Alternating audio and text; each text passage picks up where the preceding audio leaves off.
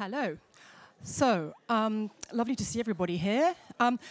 My name's Melanie Goodfellow, and I am the Senior International Film Correspondent at Deadline. It gives me great pleasure to be leading this conversation about DreamWorks Animation's The Wild Robot.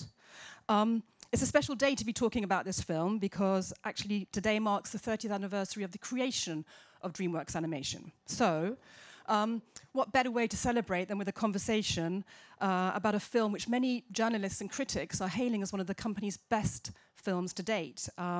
It has been outperforming expectations at the box office since its launch at the end of September, following its premiere at Toronto. And it's due to come out in the UK on October the 18th. It's playing tomorrow in a special presentation at the London Film Festival, and it's a sold out, so it's a great film. This is a family film. It follows the adventures of a robot called Rossum Unit 7134, or ROS for short, who is shipwrecked on a deserted island. After a literally rocky start, she adopts an orphaned gosling, and then in turn, she is adopted by the animals on the island herself. Lupita Nyong'o voices Roz, leading a voice cast that also features Pedro Pascal as a fox called Fink, who becomes Roz's confidant, and then Kit Connor as the gosling, who's called Bright Bill, who brings a new dimension to Roz's life. Other voice cast members include Catherine O'Hara, Bill Nighy, Mark Hamill, and Stephanie Sue. The film is written and directed by three-time Oscar nominee Kris, whose credits include How to Train Your Dragon, The Croods, and Disney's Lilo and Stitch. The production also features a beautiful sweeping soundtrack by Kris Bowers, who is also joining the conversation. So, without further ado, I'd like to introduce to the stage one by one the director, Kris Sanders.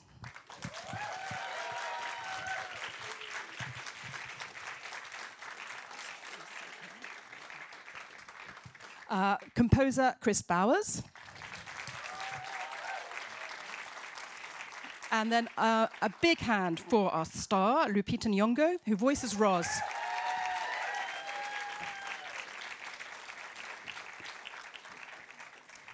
Welcome. So before we start the chat, let's just watch a clip to get into the mood of the film. This flight is a gift Roz has given you. Yeah, I understand. No, you don't. You see any other geese here your size? The accident that killed your family saved you. I never thought of it that way. Funny how life works. Thank you for looking after Bright Bill. Goodbye, Roz. I am honored to have met you. You are a credit to whatever species it is you belong to. A bit worse for wear, I'm afraid. I'd say you shine like new. What are you waiting for, Hortensia? This migration isn't gonna fly itself.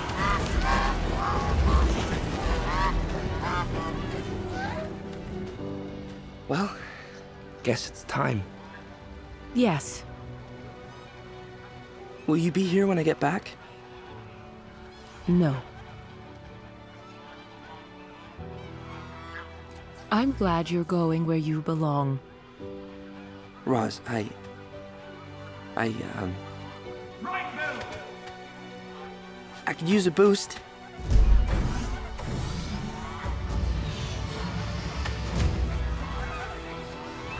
Hey, little guy. Fly like you, not like them. I will. Bye, Fink. Thank you. Ready? I guess I have to be.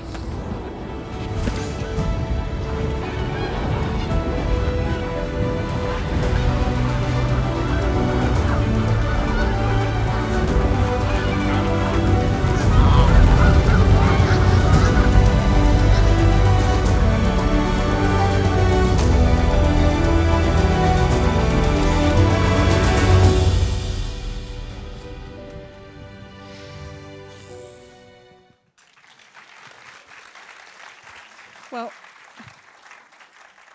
I think I cried the first time I watched it, and I'm trying not to get teary again. It kind of encapsulates so much of the film and the themes of parenthood, belonging, finding your place through embracing your difference, and then your music. everything just sort of wells up, and then obviously Roz, who by that point we've fallen in love with. So Kris Sanders, this is your first animated film in 11 years. I mean, you've done a live action movie in between, and I was wondering what brought you back to animation. Was it Peter Brown's book, The Wild Robot, or was it because you wanted to get back to animation? I mean, I always loved animation, but no, Peter Brown's book, absolutely. It was everything about it was. I fell in love with it for the first time. It was even described to me before I read it. I was like, I want to do this, I think. But when I read it, absolutely. And you did an interview with Baz just before it was about to be like previewed in Annecy. You showed some footage there, and you talked about kindness being at the heart of this film. Can you explain that a bit? Yeah, our very first conversation with Peter Brown, the author and illustrator of the original book, he mentioned something that was never memorialized in the pages of the book, but he said that when he wrote the book, the thing that was on his mind, the guiding principle, was the idea that kindness could be a survival skill. And I immediately jotted that down and thought, okay, we need to get that up on screen for sure. And there's also the themes of, I think, parenthood, motherhood. I mean, that scene makes me cry because my daughter's just gone off to university, and I think it's a children's. It is very much for children, but it's also, I think, adults can find so many themes in this story. Was that something that you were trying to achieve? Absolutely. I think that it's an unusual story in that I think you connect to it no matter where you are, I think, in your life. If you're a parent, if you're about to become a parent, or if you're a kid, you were on the other side of this whole thing. So it's unusual in how many different angles you can see it from. And I've also sort of read articles about people who don't have families or children talking about found family and those themes as well. So it's so interesting, I think.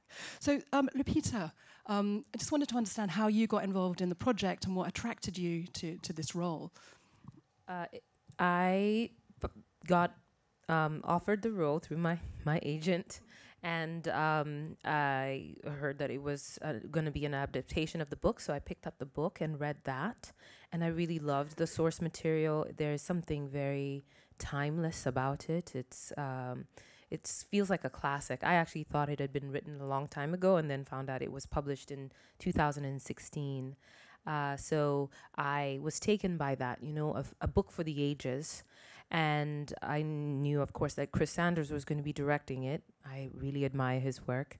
And it was after a series of conversations we had where I really wanted to get a sense of what he was attracted to in the book, and get a sense of his vision and his work ethic. I just wanted to know what he was like as a person, because it's a long journey to make an animation, and I wanted to make sure that we were well matched, and I found him to be quite porous as an artist.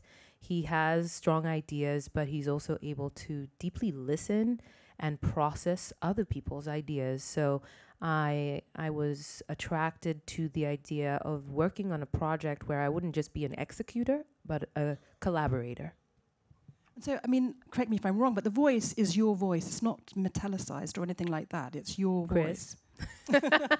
No, the only time there's any effect is if there's a big panel that opens up, there's a little like resonance for that moment, but otherwise it is 100% Lupita all the way through. So that is quite extraordinary, because at the beginning she's very kind of metallic and robotic, and then bit by bit it becomes more human. How did you work on that?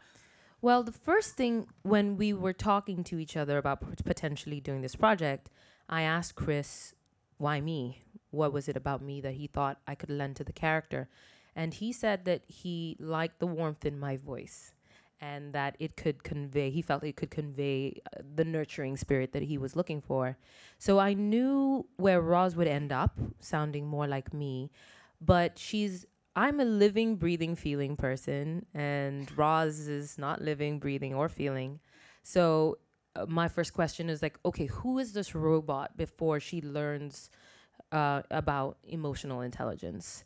And I was inspired by AI voices like Alexa and Siri, and those voices on TikTok and Instagram that are so positive and nothing's ever wrong.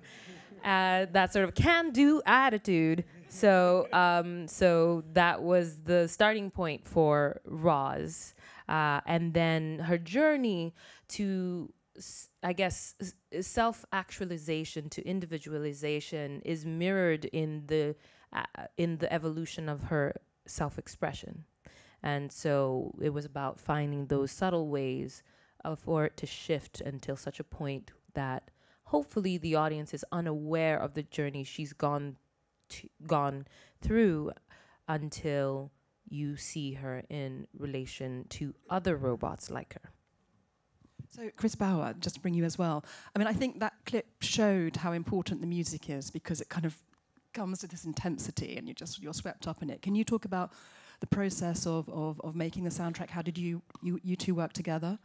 Yeah, I mean, the process of working with Kris is kind of a process that I dreamed about when I was a kid, to be honest, and it's something that's really vanishingly rare in film music experiences, where I remember watching interviews with John Williams and Steven Spielberg and seeing them like right next to the piano as John is working out a theme and them talking about, how that theme is going to play out and what instrument and all that kind of stuff. And it was incredibly similar with Kris, where he came to my studio, once a week, every week for a little over a year, I think, in terms of, I was on it for about 2 years, but we started working on my studio pretty early. And I was able to play things for him in the room, and we could decide together, what's happening here. And I would show him what the strings are doing, what the brass is doing, and then we'd figure out how to shape things together. And so it was incredibly collaborative, and I was so excited for how much Kris talked about music really being a character in this film, and there being what he would say, houses he would build for music where there wasn't much dialogue, or he would even strip away dialogue to have music really carry some emotion in those sequences. And so, to have moments where music is doing that, especially against this beautiful imagery, it was amazing to get really, really detailed with orchestration and all of those things so that the music continued to evolve in every moment. And is it right that you gave sort of a theme for, like, the main characters? There's kind of sort of a musical theme.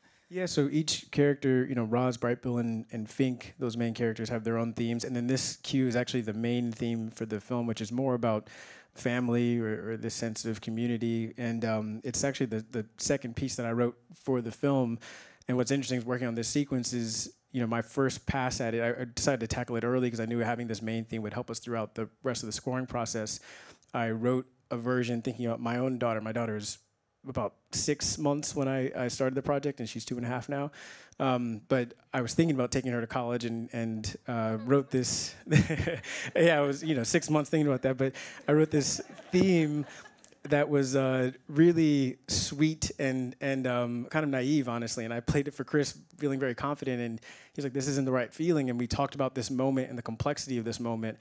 And I remember going home and looking at my 6-month-old daughter and starting to actually think about how I'm going to inevitably fail as a parent, how I'm going to, there's going to be things that she's going to have to forgive me for, that she's going to have to learn how to accept about me. And I'm also in this interesting point in generations where I'm a parent and thinking about my parents working on this film. And so I wrote a new theme thinking much more about what Roz and Brightbill are dealing with in this moment, and not saying goodbye, not saying I love you, not saying these things as they're possibly never going to see each other ever again. And thinking about that level of depth and weight kind of brought me to an emotional place where I wrote this theme and brought it to Kris, and he encouraged me to write away from picture and build this theme out. I'm going to try and squeeze in 2 more questions. So, what did this scene mean for you? Because I think it is such an emotional scene. When you were doing the voice for that, how were you feeling? Because it's kind of like a key moment in the film. Yeah, doing this part, it dawned on me that the job of parents is to work towards letting their children go. And I remembered my parents putting me on a plane when I was 16 to go to Mexico to learn Spanish. And in that moment, I was so involved in what I was going through. I was the Brightbill in that moment. And I hadn't considered the courage it was taking for my parents to allow me to do this, and the pain they must have been feeling. So I actually called my mom afterwards and said, first of all, you're crazy to let me go so young. But also, thank you so much, because it takes trusting in your parental skills to let your child go and trust that they'll be okay and hope that they'll come back one day. Just one last question for you. I don't think I'm going to get a scoop, but The Wild Robot is one of 3 books. So The Wild Robot Escapes and The Wild Robot Protects. Yeah. So given the success of this film, are we going to see a sequel? Would you like me to? Would you like one? I would love one. I'd love to see this character develop. But I mean, yeah. Are there plans? Absolutely, yeah, absolutely. There are plans? 100%. Yeah, I've read. Oh, that's I've read good them all, news. so. I might have to go and our Streamwork Animations president, who I think is somewhere here, Should for Kris confirmation on this. Okay, well look, we've just greenlit a movie, so that's fantastic. Can you give a big applause? We haven't got enough time, but thank you very much.